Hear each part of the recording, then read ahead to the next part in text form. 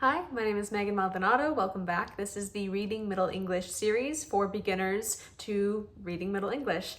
In previous videos, we've discussed how to sound out words based on the vowels, consonants, reading some Old English, orthography, etc. Today is going to be a sustained reading of some Middle English with no modern English translations immediately there to help you. I'm going to be looking at an edition that does have some assistance. Most editions do of Middle English texts, but I'm going to show you how I go about reading through Middle English and what I do if I'm stuck on some words. So let's get into the text. All right, let's get right into it. This is Piers Plowman by William Langland. This is a very popular text, part of the alliterative revival, so-called. You can see here alliteration, example. The fair field full of folk. Now, this is a modern English spelling, but hey, we're already reading Middle English. These initial F sounds, initial consonantal sounds, the beginnings of words in a succession, make alliteration.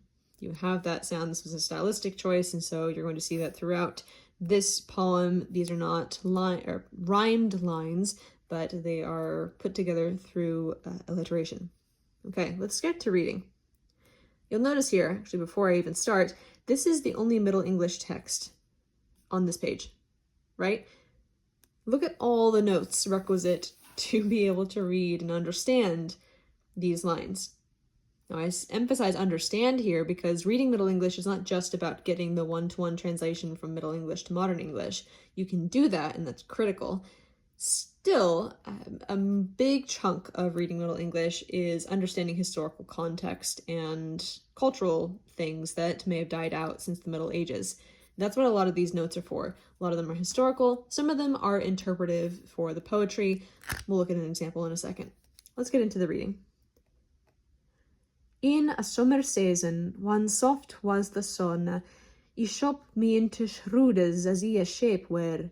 In habit as an eremit, unholy of workes, went forth in the world wondrous to hear, and say many sales and cercus things. Okay, what the heck did we just read? Now, we're reading it aloud, so we know in a summer season, okay, in a summer season, when soft was the sun. Now, as I'm saying it aloud, even if the spelling is unfamiliar to your modern English eyes, your ears are hopefully picking up on the modern English equivalents fairly quickly. When soft was the sun, when soft was the sun, poetically meaning it's not too hot, it's not too, it's not too hot, it says gentle here, not scorching heat in the summer. So in a summer season, when the sun was soft, when it wasn't too hot outside, he shopped me into shrewdes as he a shape were. Okay, what does that mean? This sounds like the word shop for modern English. Yet we know that he's not going to the mall because, hey, it's the Middle Ages. So what does shop mean? Well, here we have a helpful little note, a gloss, as it's called. It says dressed. Okay, he shopped me. I dressed myself. He shopped me into shrewdes. What are shrewdes? Is like a shroud, like a cloak. That would be a good guess. But here, again, it's useful to have a gloss, rough woolen garments, shrewdes. He shopped me into shrewdes as he a shape were. I dressed myself into rough woolen garments as a sheep were, as if I were a sheep. Wearing so much wool as if I were a sheep, emphasizing that it's very not hot during this summer. In habit as an eremit unholy of workes. If you don't happen to know already that a habit, or hermit, what the medieval use of that word would mean, the clerical use rather, a habit is something that, for example, a monk or a nun would wear. It's a kind of uniform for this class. You can think of it as that. An hermit unholy of work as a hermit is somebody who would be, let's say, living in one of these orders or according to these orders. Unholy of workes. Now the note here, they're just like, look, man, there's too much to explain. See the note. So if you go down, notes will be written according to the line in this edition. So dressed in the garb of a hermit. Hermits traditionally wore sheepskins. Helpful. But without holy works to his credit.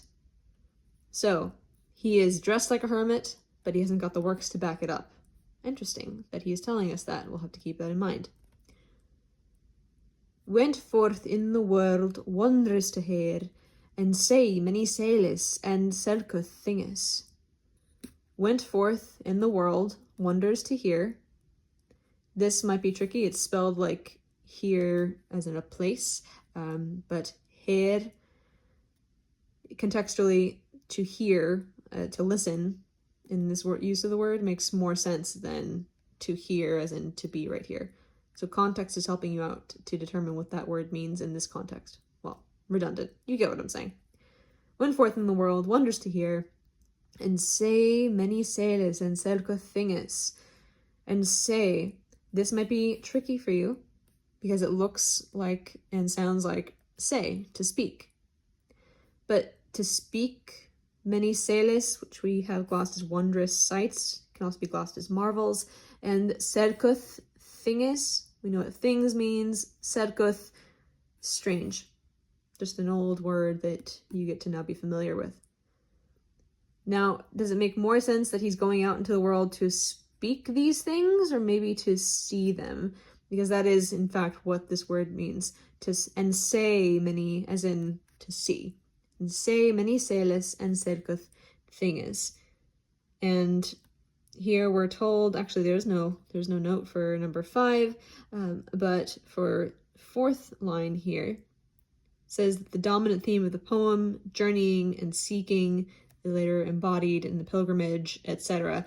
So this is a more interpretive note here. You don't necessarily need that in order to understand what's going on literally, although if you're already kind of new to poetry as well as being new to Middle English, these notes can be a little more helpful. Just do understand that interpretive notes especially can be arguments in and of themselves. They are not the final word on how the poem must be interpreted. This is a great edition of Piers Plowman. This is the C text edited by Derek Pearsall, who is a phenomenal scholar of just the whole of Middle English literature. But I especially trust him on Piers Plowman. That being said, take your notes with a grain of salt, and take your glosses with a grain of salt too. Sometimes words can have various meanings, multiple meanings at once. We experience that in modern English.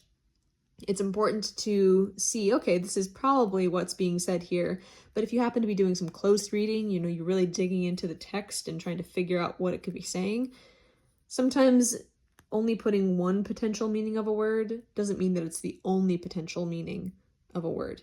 There might be multiple uses, and that enriches the poetry. You don't really get that unless you're looking up the word itself, likely on the Middle English dictionary that I showed you in the last video. So that's a short example of how you'd be just reading straight Middle English. If you're reading it aloud, you're getting most of it, but you're still struggling. This is a text that has notes to help you out and glosses.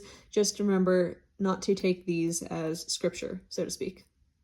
Now, you might have noticed that the Middle English looked a little different there, or sounded a little different even, and that would be because the poet William Langland was working with a West Midlands dialect. Now, there are different dialects of Middle English. You don't have to be familiar with all of them. You don't have to be a philologist. I certainly haven't done a deep study of the Middle English dialects. I can kind of roughly recognize them, barely. But what matters to know is that, yeah, depending on where the author's coming from, the sounds of the language are going to be different. Now, we don't really think of that as being unusual for speech, but remember that Middle English, when it's written out, does reflect spoken language a lot more than modern English does. So the spellings and the sounds, even as you're saying them, are going to be different if the author is from a different region. Chaucer's coming out of London, where you have Langland coming out of the West Midlands. Keep that in mind. Now, as you move forward in your reading Middle English journey on your own, keep this in mind too. The edition that you have of a text is really going to change your reading experience. Now you might be thinking, well, that's the case with anything that I read, and fair. Yes, it is. Well, you'll notice, for example, in this text, you had extensive historical notes. Not every text has those. Some do, some don't. Some have interpretive glosses, if poetry is not always your thing. Again, some editions have that, some don't. Keep that in mind.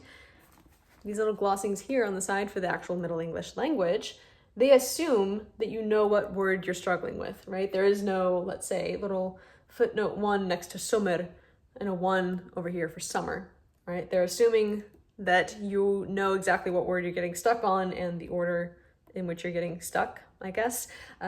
If that's not helpful to you, find glossing that is more extensive and is more detailed. Whatever text you pick up, if you're reading Middle English, and I encourage you to read the Middle English, the original language, wherever you possibly can for these texts, go into buying the editions or maybe borrowing from a library, knowing where your weaknesses are. If you are not great with medieval history, get something with extensive notes there. If you're still not great with the language, get something with extensive notes there. So in the whole field of, oh, what edition of Chaucer do I get? What edition of Langland or the Gowan poet? What do I pick up? Know what's helpful to you, know where you're lacking, and then aim to get an edition that can supplement those needs and complement where you're faltering a little bit. If you have watched this whole series, then in my estimation, you are now equipped to read Middle English on your own. It's still going to be a struggle. The ultimate thing that you really need, in addition to all the information I've given, is practice and practice and practice. But it is so rewarding to read these texts in their original language. I thank you for watching this video, and I will see you in future videos. Take care.